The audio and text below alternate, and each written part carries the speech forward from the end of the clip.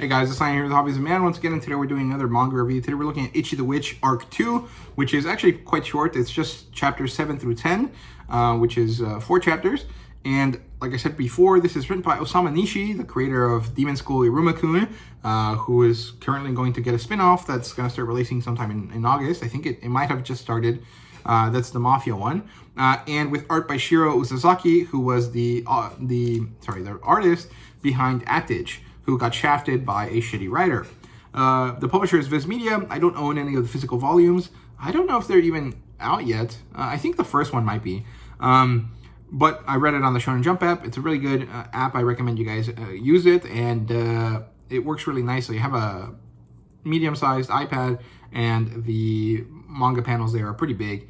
They're not quite as big as a comic book, but they're bigger than the manga volumes themselves, and that adds a little bit of extra enjoyment to the reading for me, right? So recommend you guys use that. The graphic is obviously shonen. This is a Shonen Jump title. The genre is fantasy, pure fantasy, no isekai, no progression fantasy, no lit RPG, nothing like that. Very, very traditional fantasy, secondary world, very good. Adaptations-wise, it does not have one yet, but I can see this definitely becoming big enough and relevant enough that it will get one, especially just writing off Osuma Nishi's previous work and his previous popularity, right?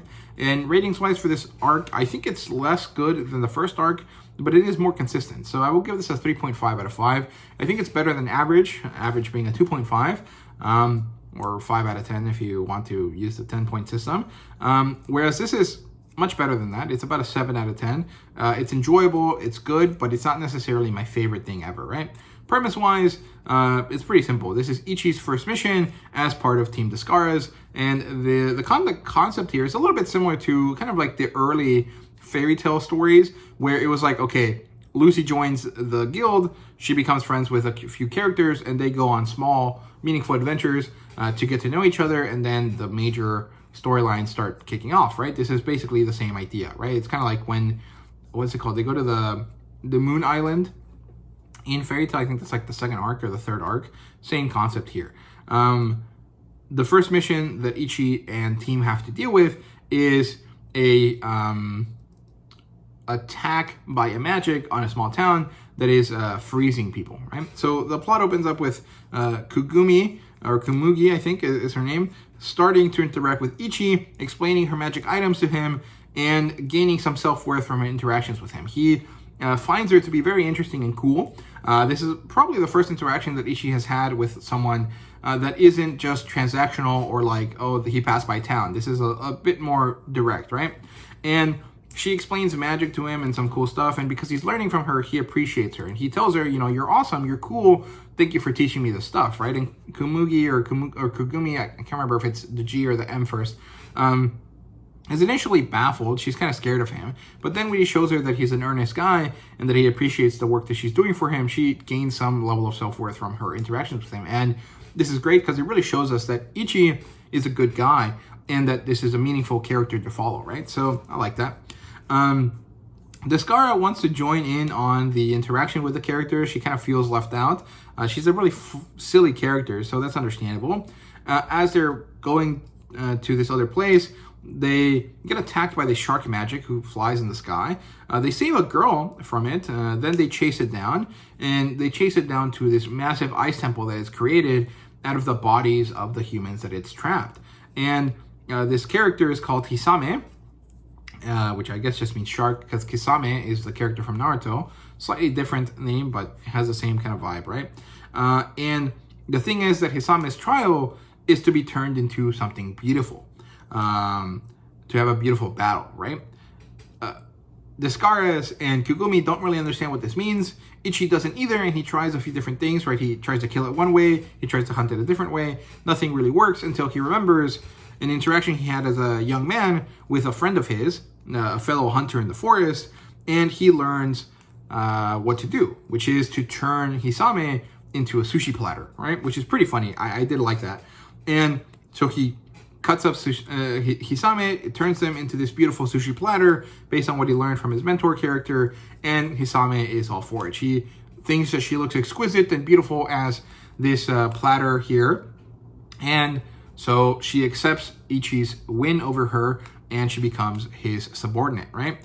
She teaches him the special shark ice attack, whatever, and they save the village. And this is actually really good for Ichi. It shows that he's a meaningful character to the Witch Association. It helps Desscaras and Kugumi learn more about him, and it helps us set up for the next arc in the story, right? In terms of characters, we have Kugumi, who's a scared girl who has no real self-worth, and she's kind of like a antsy, like secretary type character, but she becomes a little bit more sure of herself and will continue to grow through her interactions with Ichi, right? And that's pretty cool. I like that. Then we have, obviously, Ichi and Desscaras. They don't really change at all in this arc, so not really important. In terms of the other characters that we learn about, we have Hisame, we have Aurora, and we have the wolf. I can't remember his name.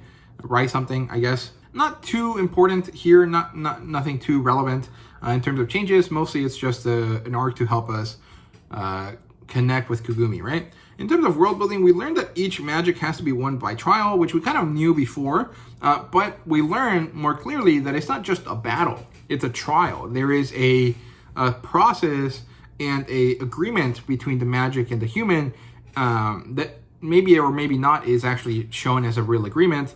And so the human character have to either find what the point of the trial is on their own, or get told it to them by the magic, or in some other way manage to fulfill the conditions without knowing, right? In some cases, Ichi has managed to fulfill the conditions without knowing. This is the first time where he is told what the trial is, and he fails initially at it, and then, of course, wins in the end. So it's pretty cool. It's pretty interesting. I guess the trial can be chosen by the magic, and like the system of the world kind of enforces it regardless, right? So I don't know if Hisame, their trial was based on their personality, as in like, this is how this character exists as is, or if the character develops his personality of flamboyance, and then because of that, they choose that their trial will be to be turned into something beautiful, right? If, you know, maybe it was a human-hating magic, maybe she would have chosen to be killed, right? If she could be beaten in battle. But it's kind of unclear if that's by choice of the magic themselves or by some immutable law of the world. They exist with this trial already attached to them. It's kind of not clear, but I don't think it matters too much. I just would like to know, because that's the type of stuff that I like focusing on, right? In terms of artwork and fan service, the artwork here is really, really pretty. In terms of fan service, there's nothing that really appeals to like a heterosexual viewpoint, but the Ichi character does end up naked or nearly naked in some of these scenes because he's fishing, right? He's in the water. And so for like the Fujos and the, you know, like sports manga girls, this for sure will be appealing to you, but it is not necessarily something that falls under the traditional shonen style fan service of like boobies and jiggle physics and stuff like that, right? Definitely has appeal, just not for me specifically.